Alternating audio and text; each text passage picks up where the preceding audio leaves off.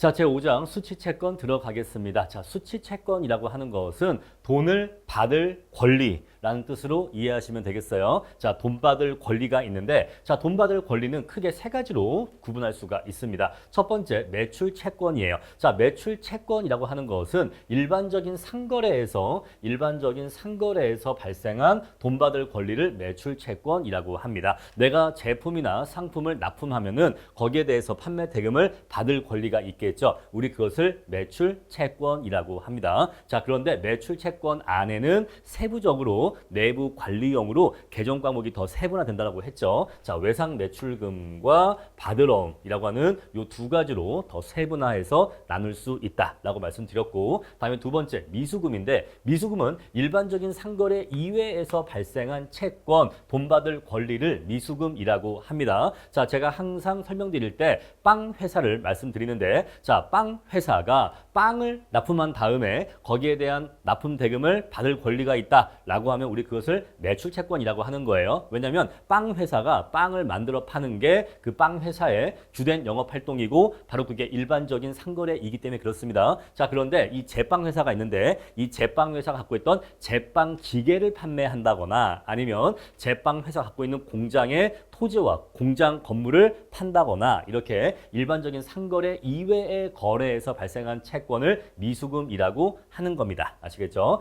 자, 다음에 세 번째 대여금은요. 대여금은 말 그대로 순수하게 돈을 빌려준 거를 얘기해요. 순수하게 돈을 누구한테 빌려주면 거기에 대해서 그 돈을 다시 돌려받을 권리가 있겠죠. 우리 그것을 대여금이라고 합니다. 자, 이렇게 해서 수취채권은 돈을 받을 권리인데 일반적인 상거래에서 발생한 돈 받을 권리를 우리가 매출채권이라고 하고 일반적인 상거래 이외의 거래에서 발생한 돈 받을 권리를 미수금이라고 하고 돈을 빌려줬기 때문에 이 빌려준 돈을 다시 되돌려 받을 권리를 대여금이라고 한다. 이렇게 기억하시면 되겠어요. 자, 매출채권은 빵을 판 돈이라고 이해하시면 되고 미수금은 빵 기계를 판 돈이라고 이해하시면 됩니다. 자, 이렇게 해서 첫 번째 내용 정리할게요. 자, 다음 내용 보겠습니다. 매출채권의 인식과 측정인데요. 자, 우리가 이미 회계 원리에서 매출 환입, 매출 애누리, 매출 할인이 무엇인지 이미 회계 원리에서 공부한 바가 있습니다. 자, 우리 그 내용 한 번 더 반복이 됩니다. 자, 그래서 우리가 매출이라고 하는 것이 총매출이 있습니다. 총매출이 있어요. 자, 일단 내가 빵을 얼마어치 팔았다라고 하는 그 총액을 총매출이라고 할 수가 있겠죠. 자, 그런데 이 총매출이 모두 다 매출로 잡히는 것이 아니라 이 매출에서 매출 환입이라든가 매출 애누리, 매출 할인 이런 것들이 발생하는 경우에는 요거에 해당하는 금액만큼을 차감을 해줘야 되는데 이것들을 차감을 해줘야 되는데 이렇게 차감하고 남은 것을 순매출이라고 할 수가 있겠죠. 자, 만약에 내가 빵을 총 판매한 금액이 1000이다 라고 해볼게요. 내가 빵을 1000만큼 팔았다. 그런데 매출 환입이 50이고 매출 애누리가 150이고 매출 할인이 30이다 라고 해볼게요. 그럼 이것들을 다 합치면 이게 230이잖아요. 그렇죠? 자, 그럼 여기서 이제 230이 차감되는 겁니다. 230이 차감되면 그 남는 게 얼마죠? 남는 게 770이 나오게 됩니다. 자, 우리 그래서 위에 1000을 총매출이라고 하는 거고 요 230은 매출 환입, 매출 애누리, 매출 할인 등의 이유로 총매출에서 차감되는 거고 총매출에서 저 세 가지를 차감하고 남은 잔액을 순매출이라고 하는 겁니다. 아시겠죠? 자, 그랬을 때 우리가 포괄 손익 계산서 상에 거기에 기록되는 매출은 총매출이다, 순매출이다, 순매출. 이 순매출이 진짜 매출이에요. 이 순매출이 진짜 매출이기 때문에 우리가 포괄 손익 계산서 포괄 손익까지만 쓸게요. 자, 이 포괄 손익 계산서상에 매출액이라고 잡히는 요 매출액이라고 잡히는 요 금액은 뭘 의미한다? 이건 총매출이다, 순매출이다. 바로 여기에 순매출이 잡힌다라는 것이에요. 순매출이 잡힌다. 왜? 순매출이 진짜 매출이다라는 것이에요. 자, 따라서 매출 환입이나 매출 애누리, 매출 할인이 발생하는 경우에는 그것은 매출의 일부 캔슬을 의미한다. 이렇게 기억하시면 되겠습니다. 자, 이 세 가지 중에 어느 한 가지가 발생한다고 하는 것은 매출의 일부 캔슬이 발생하는 것이다. 자, 우리 그래서 만약에 매출 환입이 발생하는 경우에는 매출 채권이 이렇게 대변 쪽에 오게 되죠. 원래 매출 채권은 자산 계정이기 때문에 매출 채권이 발생하는 경우에는 이쪽 차변에 적어주게 됩니다. 근데 차변 쪽에 기록되는 매출 채권을 이쪽 대변에 금액을 적어주게 되면 이 금액만큼 일부 캔슬의 의미가 되는 거죠. 일부 캔슬.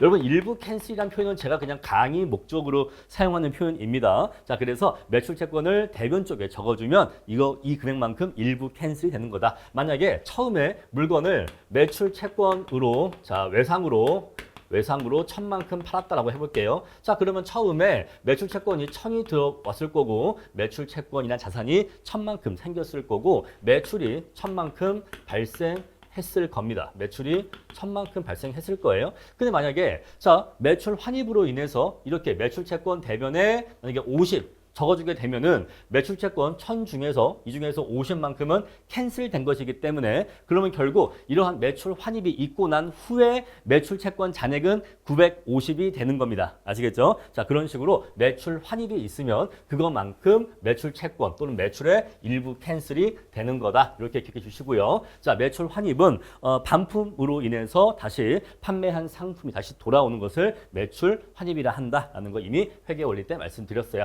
자, 매출 애누리는요, 내가 납품한 제품이나 상품에 파손이나 결함이 있어서 거기에 해당하는 가격을 좀 차감해 주는 것을 매출 애누리라 한다라고 말씀드렸고, 제가 이걸 회계 원리 시간에 어떻게 말씀드렸냐면, 자, 의자를 납품했는데 의자에 기스라든가 스크래치가 있거나 아니면 페인트 도색이 벗겨진 부분이 있다라고 해서 거기에 대해서 가격을 차감하는 것을 매출 애누리로 설명드릴 수가 있다라고 말씀드렸죠. 자, 마찬가지로 매출 애누리가 있으면 그 금액만큼을 매출 채권을 또는 매출을 일부 캔슬해 주시면 되는 겁니다. 자, 이렇게 해서 매출 채권 일부 캔슬하면 되고요. 그다음에 세 번째 매출 할인인데, 매출 할인이 셋 중에 그나마 조금 어렵죠. 매출 할인은 자, 판매 대금을 구입자가 좀 조속한 시일 내에 판매 대금을 지급하는 경우에는 거기에 대해서 할인을 제공하는 것을 매출 할인이라고 합니다. 자, 우리가 매출 할인을 이렇게 표시할 수가 있는데, 이렇게 표시했을 때 이 말 뜻의 의미를 여러분들이 이해하실 수 있어야 됩니다. 자, 보시면은 자, 여기 30이 있는데 요거는 30일 내에는 구입 대금 전액을 입금해야 돼라는 것이에요. 자, 30일 내에는 모두 다 입금을 해야 돼라는 뜻입니다. 자, 늦어도 30일 내에는 지급을 해야 돼. 근데 만약에 네가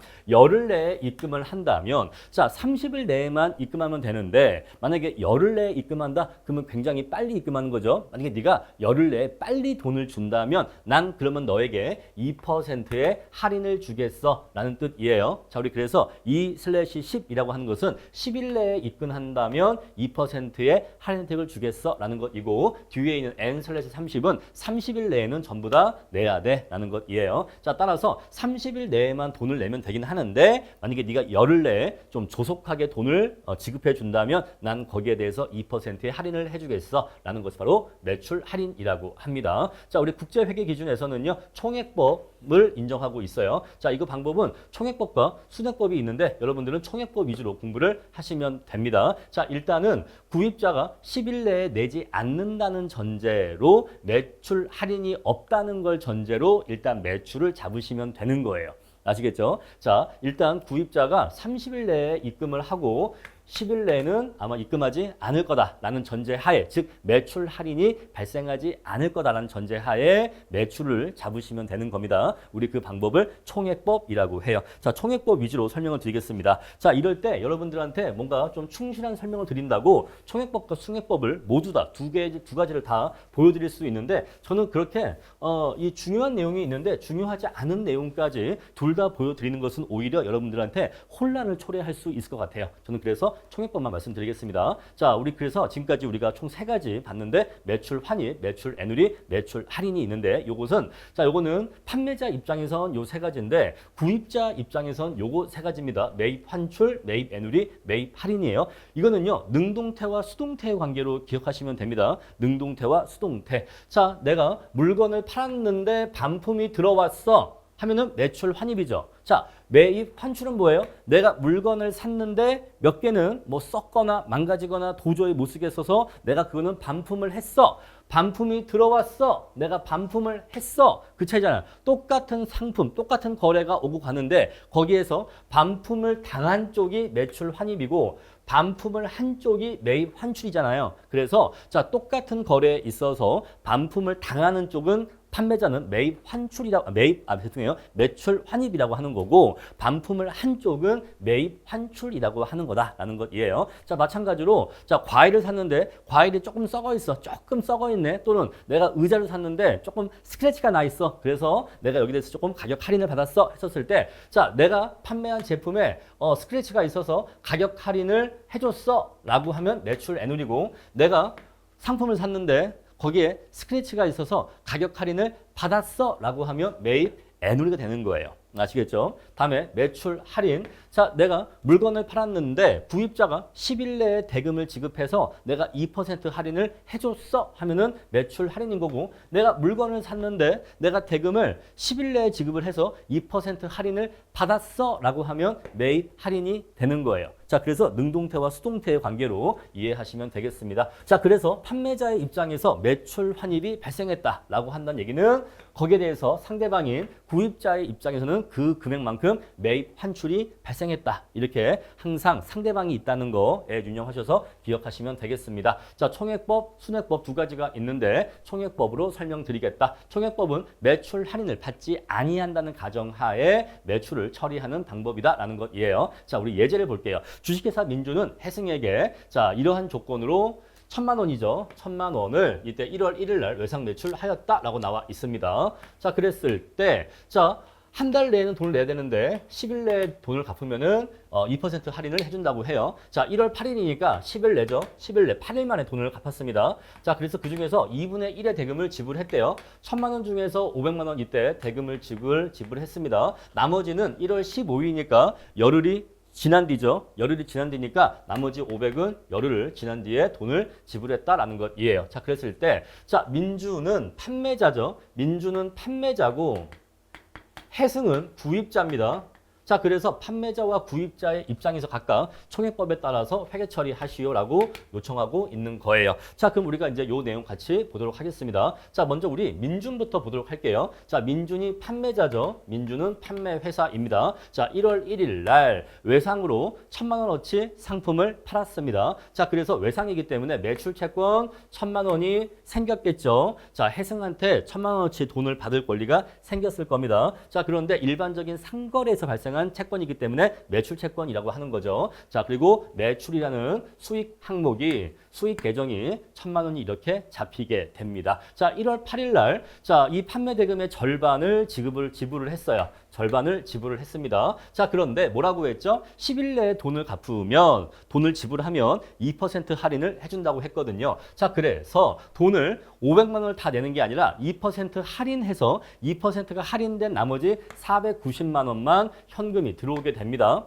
이해하시죠? 자, 원래는 500만 원을 내야 되는데 너 근데 이 500이 10일 내에 냈네? 너 10일 내에 돈을 냈구나? 그러면 여기에 대해서 내가 2% 할인을 해줄게. 너는 그러니까 500이 아니라 490만 내면 돼가 되는 거겠죠? 자, 그래서 현금 490이 들어오게 됩니다. 하지만 여기에 대해서 매출 채권은 500만 원 절반을 캔슬해 줘야 돼요. 일부 캔슬 해야 됩니다. 아시겠죠? 그러니까 까는 거죠. 자, 매출 채권 1,000만 원 있었죠? 1,000만 원 받을 권리 있는데 그중에 매출 채권 절반에 해당하는 500만 원에 대해서 대금이 입금됐잖아요. 그런데 이 대금이 10일 내에 입금됐어. 만약에 10일 내에 입금되지 않았으면 현금 500만 원 들어오고 매출 채권 그냥 500만 원 까지면 되는데 이 500만 원이 10일 내에 들어온 500만 원이기 때문에 2% 할인해서 나머지 490만 원만 현금이 들어오는 겁니다. 하지만 여기에 대해서 매출 채권은 절반이 까지는 거예요. 500만 원이 까지는 겁니다. 자, 그러면은 차변과 대변의 액수가 안 맞죠? 항상 차변과 대변의 액수는 일치해야 되는데 10만 원어치 괴리가 발생합니다. 자, 이 10만 원이 뭐다? 바로 2%에 해당하는 10만 원인데 바로 이게 매출 할인이다라는 것이에요. 매출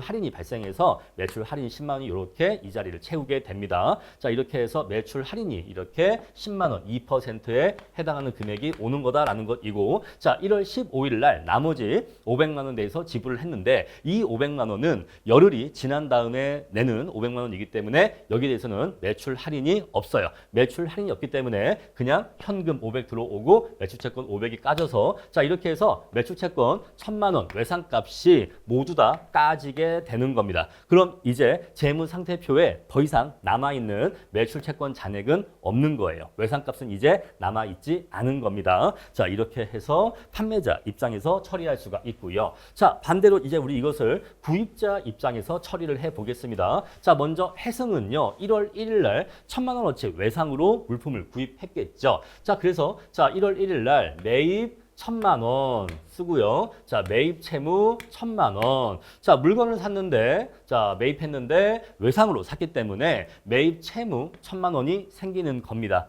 자, 그리고 해승은요, 민준한테 1월 8일 날 매출채권 절반을 갚습니다. 2분의 1의 대금을 지불할 거예요. 자, 근데 내가 10일 내에 내기 때문에 2% 할인을 받아요. 따라서 현금이 500만 원이 나가는 게 아니라 현금은 2% 할인된 금액인 490만 원만 나가게 됩니다. 하지만 현금을 490만 원만 지불해도 매출채권, 죄송해요. 매입 채무는 절반이 까지게 됩니다. 자, 절반의 매입 채무가 없어지게 돼요. 역시 금액이 10만 원이 안 맞죠? 이 10만 원 바로 2%에 해당하는 매입 할인이 되는 거예요. 자, 방금 우리 판매자의 입장에서는 매출 할인이었는데 지금 우리 똑같은 20만 원이 구입자의 입장에서는 매입 할인이 되는 겁니다. 아시겠죠? 항상 거래 상대방이 있다는 거. 다음에 1월 15일 날에는요. 나머지 매입 채무 500만 원을 현금 500만 원으로 상환하게 되는 거죠. 이렇게 해서 거래가 이루어지는 겁니다. 자, 이 예제에서 담고 있는 내용은 자, 첫 번째로 자, 매출 할인이나 매입 할인이 있는 경우에는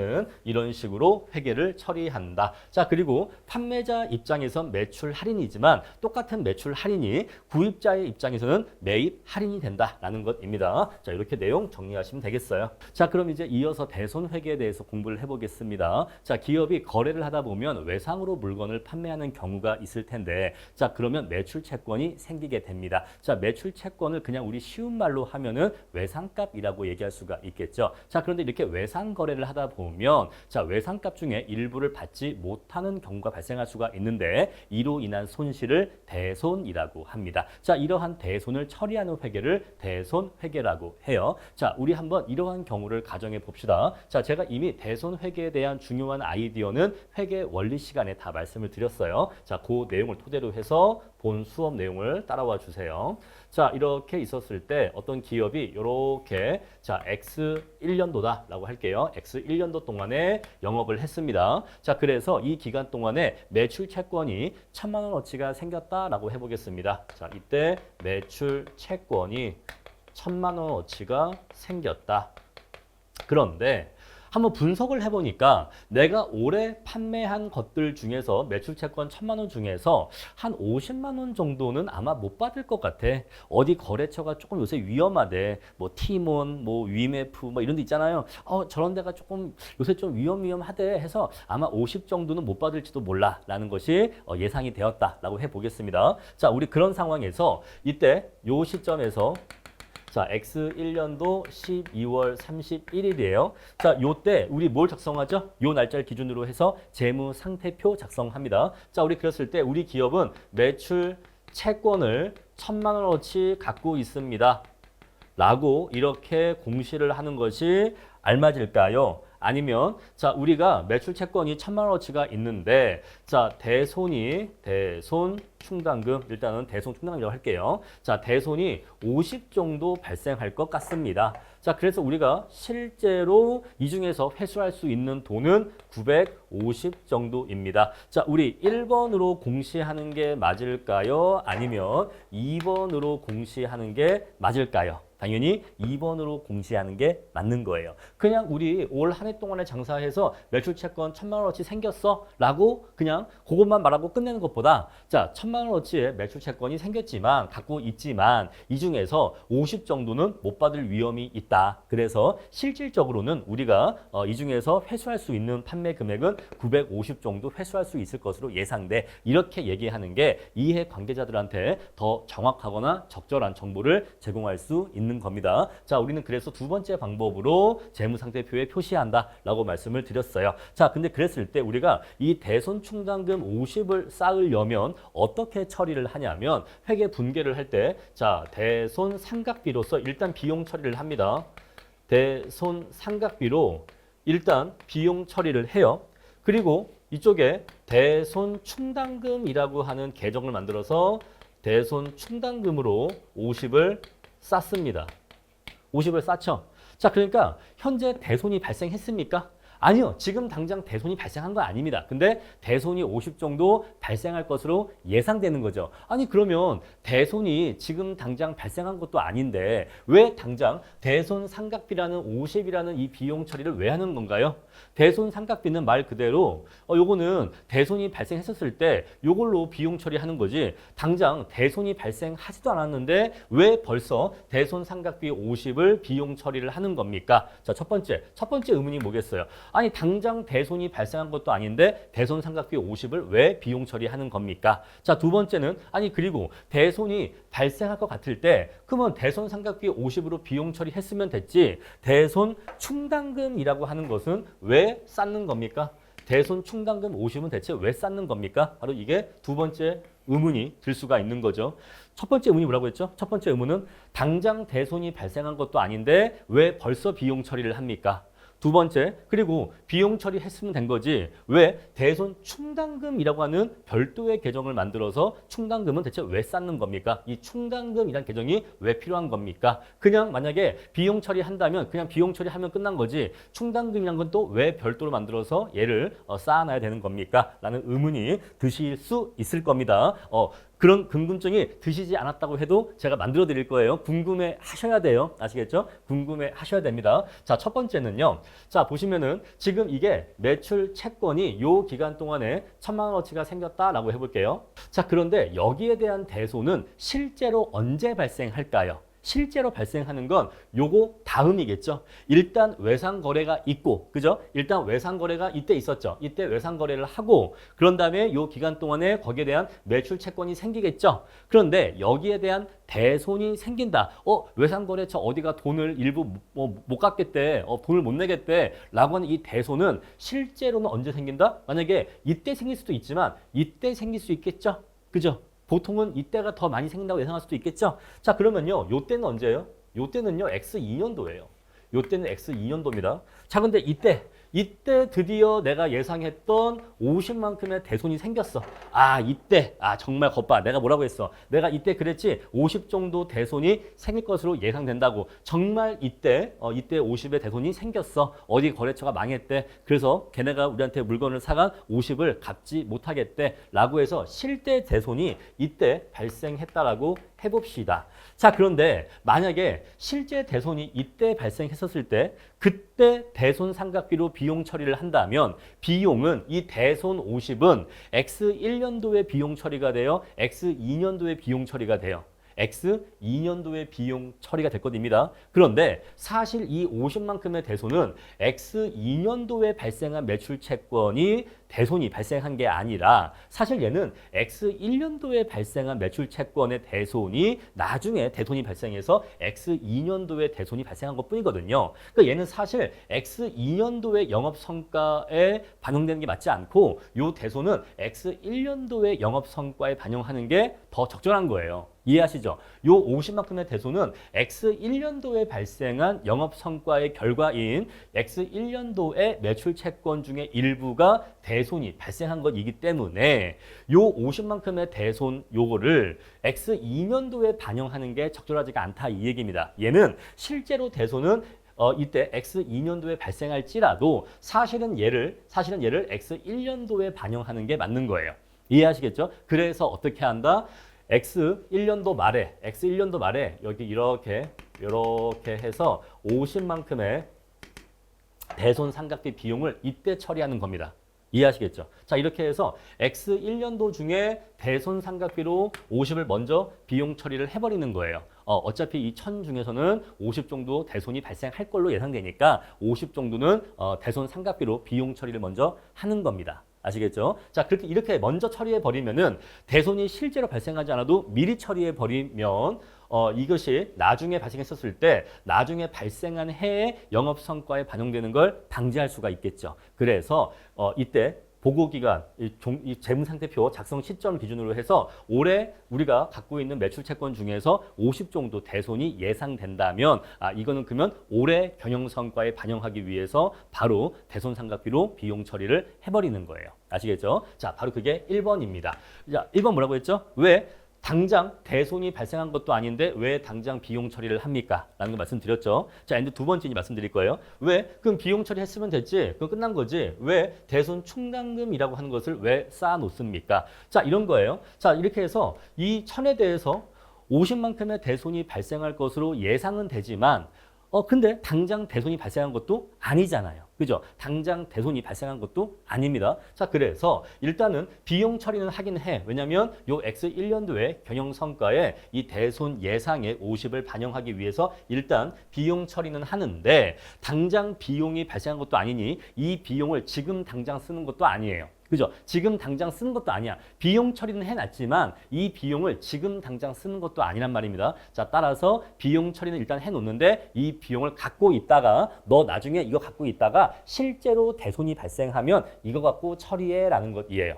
아시겠습니까? 자, 그렇게 해서 대손 충당금으로 쌓아놔서 갖고 있다가 나중에 실제로 대손이 발생하면 실제로 대손 발생했지? 그러면 내가 이걸 위해서 미리 준비해 놓은 돈 대손 충당금 50으로 얘를 처리하면 돼. 이렇게 이해하시면 돼요. 자, 우리 요거가 조금 여러분들 이해를 위해서 조금 다른 사례 하나 말씀드려 볼게요. 만약에 우리가 어떤 건물 갖고 있는데 이 건물에 화재가 발생할 수가 있겠죠. 화재가 발생할 위험이 있겠죠. 자, 그래서 만약에 이 건물이 100억짜리 건물인데, 자, 100억짜리 건물이에요. 근데 화재가 발생할 확률이 1%라고 할게요.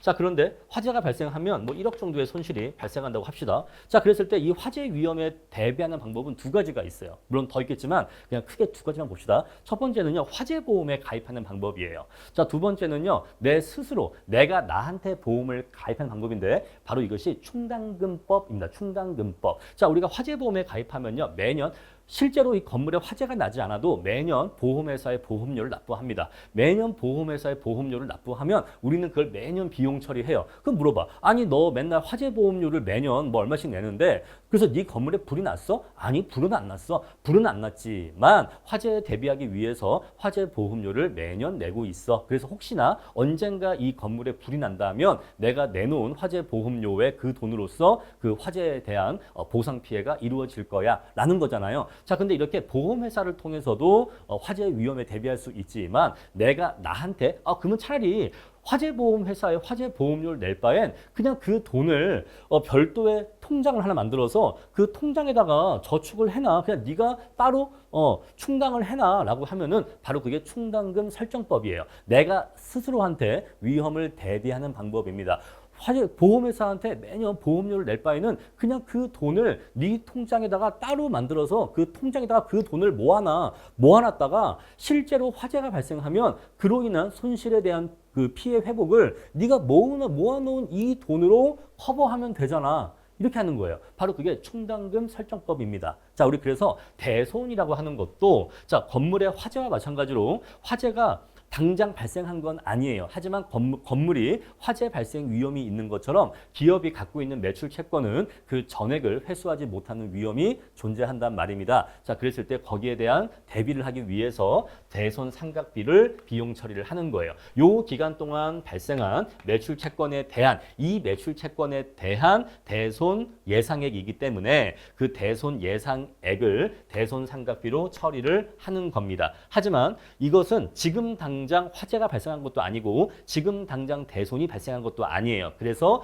이 비용 처리한 돈을 별도로 모아놓는 겁니다. 모아놨다가 나중에 실제로 화재가 발생하거나 나중에 실제로 대손이 발생했었을 때는 아 그래 정말 발생했네. 그러면 내가 모아놓은 이 돈으로 얘를 처리하면 되겠다. 이런 식으로 처리하는 방법이 충당금법이다라는 개념을 말씀드린 겁니다. 자 사실 이 정도까지 딥하게 말씀드릴 필요는 없는데 그래도 여러분들이 충당금이라고 하는 개념에 대해서 조금 더 깊게 이해를 하시기를 바라는 마음에서 좀 더 보충 설명드린 겁니다. 자 그럼 이제 우리 바로 내용 들어갑시다. 자 대손 회계 처리 첫 번째 결산시인데 자 기말에 기업이 갖고 있는 매출채권 잔액이 있을 겁니다. 그 매출채권 잔액에 대해서 적절한 금액을 설정해 줘야 되는데 자 보시면은 현재 기말 현재 기업이 원래 갖고 있었던 대손 충당금 잔액이 200이래요. 자 방금 제가 사례 설명드린 거는 기업이 X1년도에 최초로 영업을 개시했다라는 전제하에 말씀드렸기 때문에 기존에 남아있는 대손 충당금 잔액은 없다라는 가정하에 설명드렸는데 실제로 기업은 매년 이어서 영업을 하고 있기 때문에 전년도에서 넘어온 현재 기말 대손 충당금 잔액이 있을 겁니다. 자 그래서 그 잔액에서 자 결산 시점에 기대 신용 손실 또는 대손 예상액이라고 하는데 이 대손 예상액은 기말에 기업이 갖고 있는 매출 채권 잔액이 있을 거예요. 매출 채권 잔액이 있을 건데 이 잔액에다가 손실률 예상되는 손실률을 곱해서 산정합니다. 그러면은 얼마 정도의 대손이 발생하겠다라는 기대 신용 손실 또는 대손 예상액이 나오게 될 거예요. 자, 이걸 해보니까 이 금액이 300이더라 이 얘기죠. 자, 그럼 기업이 이미 갖고 있는 대손 충당금 잔액이 200밖에 없어. 그런데 이 기업은 300 정도를 쌓아놓을 필요가 있어. 그럼 얼마가 부족하죠? 100이 부족하죠. 100이 부족하니까 요 100을 대손 상각비 100으로 비용 처리하면서 대손 충당금 100을 추가로 쌓는다라는 것이에요. 자, 기말에 기업이 갖고 있는 매출채권 잔액을 전제로 해서 이 정도의 매출채권이라면 이 정도의 대손 충당금 잔액이 필요해. 그랬을 때 부족하다라고 하면은 그 부족한 만큼을 대손 상각비로 비용 처리하면서 대손 충당금을 더 쌓는다라는 것이고, 자 반대로 반대야. 자 현재 기업이 500만큼 갖고 있는데 이 기업은 보니까 300만 있으면 돼. 그러면 200만큼을 너무 많이 갖고 있죠. 그러면 이 200을 덜어내야 됩니다. 지나치게 충당금을 많이 쌓아놓은 경우에는 이 불필요한 200, 넘치는 200을 덜어내야 돼. 우리 이것을 대손 충당금 환입이라고 합니다. 자, 우리 대손 충당금을 쌓을 때에는 대손 충당금을 이쪽 대변 쪽 잔액에 적습니다. 자, 대손 충당금을 이렇게 대변 쪽에 쓰는 경우에는 대손 충당금이 쌓아지는 거죠. 근데 이렇게 쌓아진 대손 충당금을 반대로 이게 일부를 덜어낼 때, 일부 캔슬을 할 때에는 반대편인 차변 쪽에 적어주면 요 200만큼의 대손 충당금 잔액이 감소하게 되는 겁니다. 자, 우리 여기에 대해서 대손 충당금 환입으로 처리한다라는 것이에요. 자, 그래서 원리는 단순합니다, 여러분. 자, 부족하면 더 쌓으면 되고요. 만약에 넘치면 그 넘치는 부분은 덜어내면 되는 겁니다. 우리 그것을 대손 충당금 환입이라고 해요. 자, 실제로 대손이 발생하면 미리 쌓아놓은, 미리 준비해 놓은 대손 충당금으로서 그 대손을 처리하시면 되는 겁니다. 자, 매출 채권이 전체가 1000이 있었는데 그 중에서 50만큼의 매출 채권에서 대손이 발생했다라고 하면은 매출 채권은 이제 1000이 아니라 950만 있는 것으로 50만큼을 캔슬해 줘야겠죠. 야, 우리 그래서 매출채권 50은 캔슬해 주면서 여기에 대한 손실을 대손 충당금 50으로 처리를 해주는 거예요. 아시겠죠? 자, 이렇게 대손 처리하고요. 자, 그런데 대손의 실제 규모가 너무나 커서 미리 내가 쌓아놓은 대손 충당금으로는 대손이 전부 다 처리가 안 되는 경우가 있겠죠. 만약에 대손 충당금을 기업이 500만큼을 쌓아놨는데 실제 대손이 700만큼 발생하는 경우에는 미리 준비해 놓은 준비금으로는 이 대손을 다 처리할 수가 없습니다. 500 정도 대손이 발생할 줄 알고 대손 충당금 500을 준비해 놨는데 실제 대손이 700인 경우에는 이 준비해 놓은 500의 대손 충당금만큼으로는 얘를 다 처리할 수가 없어서 추가적인 비용 처리가 필요해요. 그래서 자, 부족한 돈은 어떻게 한다? 부족한 돈은 대손 상각비로 처리한다라는 것이에요. 자, 그래서 부족하면은 대손 상각비로 추가적인 비용 처리를 해서 대손을 처리한다. 이렇게 정리하시면 되겠습니다. 자, 그런데 전년도에 대손 처리를 했어요. 자, 이렇게 영업을 했는데 영업을 하다가 얘가 전년도라고 할게요. 얘가 당해년도고요. 자, 전년도에 대손 처리를 했습니다. 작년도에 어디 거래처가 뭐 어렵다고 해서 에이 못 받게 됐네 라고 해서 대손 처리를 이미 했어요. 그런데 그 기업이 올해 어떻게 다시 또 운 좋게 살아나갔고 운 좋게 살아나갔고 돈을 갚았어. 이 돈을 이때 갚았네. 회수했네. 난 근데 이미 네가 돈을 못 갚을 줄 알고 난 작년도에 이미 대손 처리를 했는데 이제 와서 돈을 내면 이걸 어떻게 되는 거야? 어쨌거나 우리 기업이 원래 받을 권리가 있는 돈이긴 맞는데 난 너를 이미 대손 처리를 해버렸는데 이건 마치 약간 그런 거예요. 의사가 약간 그런가? 의사가 환자한테 동물 잡았어, 동물. 수의사가 강아지가 있었는데 강아지가 사망 선고를 했어. 근데 강아지가 다시 깨어났어. 그럼 어떡하지? 난 이 강아지가 죽은 줄 알았는데 다시 살아났어. 그럼 이거 어떻게 할 거냐 이 얘기인데 그때 여러분 단순합니다. 절대 여기에 대해서 고민할 필요가 없어. 절대 이 교과서에 뭐 역분계 나와 있는데 맞아요. 역분계 맞는데 자 그 내용 뭐 그 과거 프로세스 다 맞아요. 다 맞는데 여러분들은 이거를 보실 필요가 없어. 사실 이게 맞긴 맞는 얘기인데 요거 굳이 아실 필요가 없이 그냥 결론만 아시면 돼. 자, 이렇게 과거에 이미 대손 처리했던 매출 채권이 나중에 회수가 되는 경우에는 어떻게 할 거냐 이 얘기예요. 자, 우리 이때는 이렇게 처리합니다. 자, 그러면 회수가 되니까 돈이 얼마가 들어왔겠죠? 반가운 일이야. 반가운 일이니까 현금 얼마가 들어왔어. 난 이거 못 받을 줄 알았는데 돈이 들어왔네. 너무나 좋고 너무나 반가운 일입니다. 자, 이렇게 해서 돈이 들어왔어. 자, 그런데 그러면 이 들어온 돈 어떻게 하느냐? 이 들어온 돈은요. 대손 충당금으로 가면 돼요. 이렇게 들어온 돈은 대손 충당금 적립에 쓰이면 되는 겁니다. 아시겠죠? 자, 제가요, 이 스터디 파이터를 내기 전에 아주 뭐 몇 년 전 얘기죠. 한 뭐 7년 전 얘기일까? 그때 출판사를 그때 처음 냈는데 7년 전에 재교재하고 이렇게 해서 냈는데 그때 이제 신림동에 모 서점이 망하면서 그 도서 대금을 못 받은 게 있어요. 한 몇십만 원 정도인데 한 60만 원인가?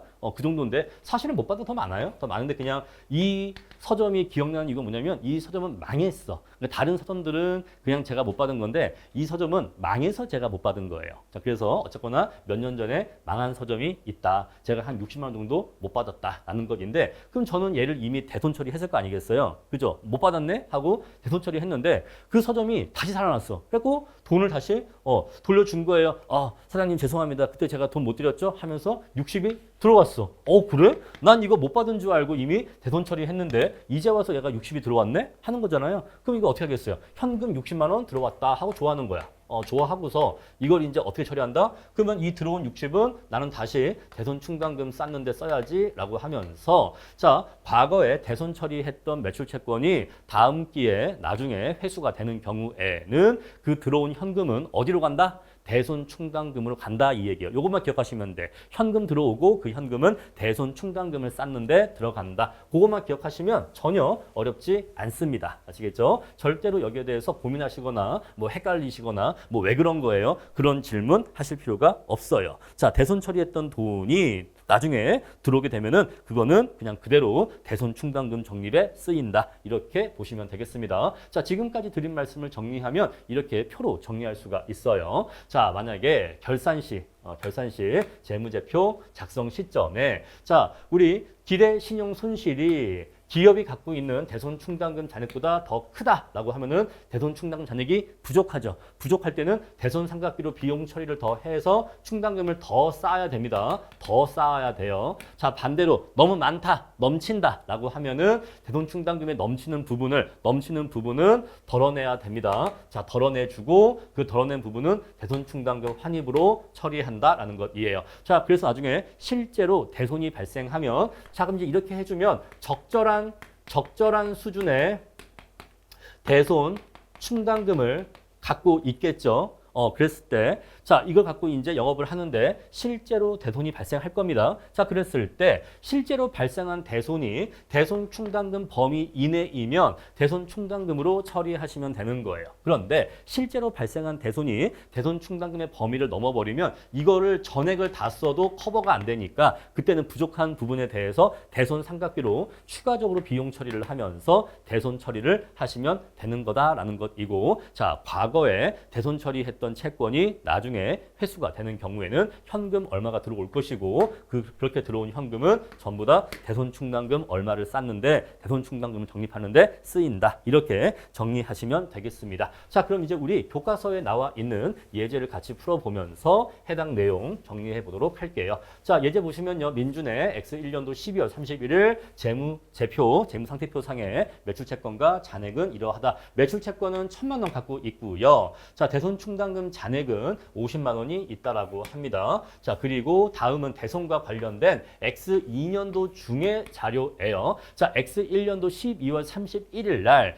영업을 종료하면서 그때 그 시점에 갖고 있었던 매출채권 잔액은 1,000만 원이었고 여기에 대해서 대손충당금 잔액은 50만 원을 쌓은 상태로 그런 상태로 X2년도 영업에 들어갔다라는 것이에요. 자, 그래서 이제 X2년도 기간 동안에 이러한 일들이 있었다라는 것이죠. 자, 우리 그랬을 때 대손과 관련된 X2년도에 회계 처리를 하시오라고 요구하고 있습니다. 자, 첫 번째 5월 달에 보니까 매출채권 60만 원의 대손이 확정됐습니다. 자, 근데 5월 달에 매출채권 60에 대손이 발생했는데 기업이 가지고 있었던 대손충당금 잔액은 50밖에 안 되거든요. 그러면 대손충당금 50으로 다 커버가 돼요? 안 돼요? 커버가 다 안 돼. 얼마가 부족하죠? 10만 원 부족합니다. 10만 원 부족하니까 이 부족한 10만 원 어떻게 한다고요? 대손 상각비로 추가적인 비용 처리한다고 했어요. 자, 그래서 자, 이렇게 실제로 대손 발생했는데 대손의 규모가 너무나 커서 기업이 원래 갖고 있었던 대손충당금으로 전액 커버가 안 되는 경우에는 대손 상각비로 추가적으로 비용을 잡아준다라고 했습니다. 다음에 두 번째, 자, 8월 달인데요. 대손 처리한 40만 원이 회수가 됐대요. 자, X1년도에 못 받을 줄 알고 대손 처리한 돈 40만 원 있었는데 이게 X2년도에 회수가 된 거죠. 그러면요, 현금이 얼마가 들어왔겠죠? 현금이 40만 원 들어왔을 겁니다. 현금 40만 원 들어왔고요. 이렇게 들어온 현금 40만 원은 전액이 다 어디에 쓰인다? 대손충당금 적립에 쓰인다라고 해서 이렇게 처리하시면 됩니다. 자, 그러면 이때 대손충당금을 전부 다 썼기 때문에 이 기업의 5월달 이 당시에 대손충당금 남아있는 잔액이 얼마였죠? 빵원이었죠. 다 썼어. 완전히 거덜나갖고 이제 한 푼도 없었는데 그런데 다행히 가뭄의 단비처럼 전년도에 대손 처리했던 40만 원이 X2년도에 회수됐으니까 대손 충당금이 다시 얼마가 됩니까? 이제 다시 40만 원이 쌓인 거예요. 그죠? 자, 이때 빵원 됐다가 빵원에서 40만 원 쌓이니까 이제 잔액은 다시 40만 원 되는 겁니다. 다음에 자, X2년도 말인데 매출채권 잔액은 800만 원이고요. 이 중에서 30만 원이 대손이 확정됐대요. 자, 이 말은 말 그대로 30만 원만큼의 대손이 발생했다 이 얘기니까 역시 대손 충당금으로 처리하면 되겠죠. 자, 40만 원 있었는데 30만 원어치 대손 발생했으니까 30만 원의 대손 충당금으로서 대손 30을 처리하면 되는 겁니다. 자, 그럼 이제 여기까지 해주면 이 기업은 이제 남아있는 대손 충당금 잔액이 얼마죠? 10만 원입니다. 자, 남아있는 잔액이 10만 원이에요. 자, 잔액은 10만 원이 남게 된다라는 것입니다. 자, 그럼 이제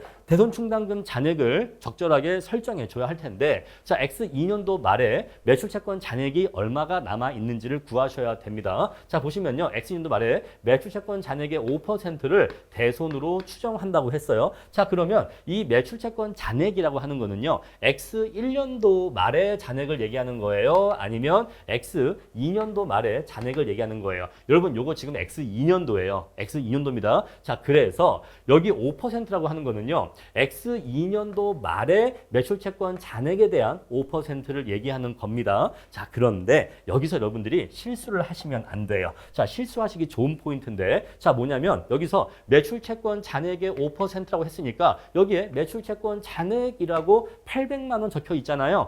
그러면 800만 원 잔액이니까 왜? 말이 똑같잖아. 매출채권 잔액 똑같기 때문에 이거의 5%니까 800만 원에 5% 곱하는 거구나. 따라서 40만 원에 대손 충당금 설정하면 되는 거구나 라고 오해하실 수가 있는데 그거 잘못된 생각이에요. 왜냐면요. 문장을 자세히 읽어보시면요. 매출채권 잔액이 원래 얼마였다고 했죠? 800만 원 있었다고 했죠. 근데 이 중에서 30만 원은 대손이 확정됐어요.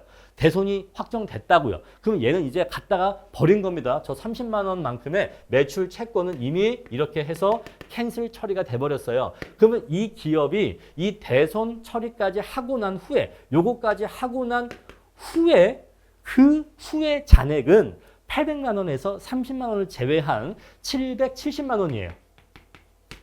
770만 원이 진정으로 이 기업이 갖고 있는 매출 채권 잔액이 되는 겁니다. 자, 이렇게 쓸 수도 있고 800만 원 빼기 30만 원이라고 쓸 수도 있겠죠. 어쨌거나 똑같이 답은 770만 원입니다. 여기에 대해서 5%를 해줘야 되는 거예요. 자, 그러면 이 금액이 얼마가 나오냐 하면 제가 숫자를 외우고 있지는 못해서 교재를 보면은 자, 이 잔액이 얼마가 나오냐면 38만 5천 원 나와요. 38만 5천 원이 나오는데 그럼 이건 무슨 말이야? 자, 이 기업이 X2년도 말에 매출 채권 잔액이 770만 원 있고 여기에 대해서 5% 정도의 대손이 예상되니까 이 기업이 가지고 있어야 하는 대손 충당금의 크기가 얼마다? 이 기업은 38만 5천 원어치의 대손 충당금을 갖고 있어야 합니다. 그런데 이 기업은 현재 얼마만큼의 대손 충당금 잔액이 남아 있냐면 10만 원이 남아 있는 상태예요. 자, 10만 원 남아 있는데 38만 5천 원 갖고 있어야 돼. 그럼 얼마가 부족하죠? 28만 5천 원 부족하죠? 따라서 이 부족한 28만 5천 원을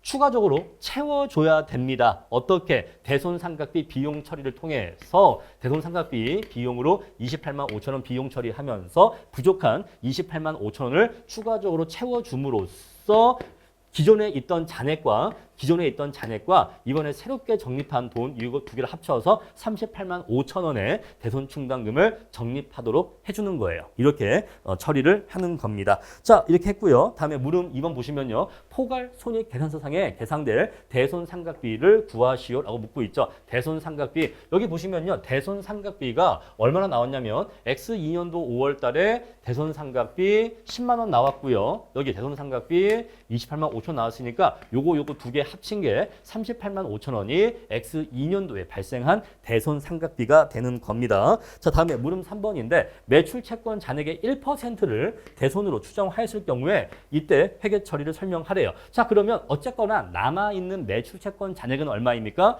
770만 원. 요건 공통이에요. 여러분 이게 5%냐 1%냐 요것만 바뀐 거지 남아있는 매출 채권 잔액 770만 원은 똑같습니다. 요건 똑같아요. 그죠? 그러면 여기 곱하기 1% 하면은 얼마가 나오죠? 7만 7천 원이 나오게 됩니다. 7만 7천 원이 나오게 돼요. 자, 그러면 이 기업은 7만 7천 원의 대손 충당금 잔액만 갖고 있으면 되는데 이 기업이 현재 갖고 있는 대손 충당금 잔액은 10만 원이니까 2만 3천 원이 넘칩니다. 넘치죠? 2만 3천 원이 넘치기 때문에 이 넘치는 대손 충당금은 덜어내줘야 돼요. 우리 그래서 이쪽에 대손 충당금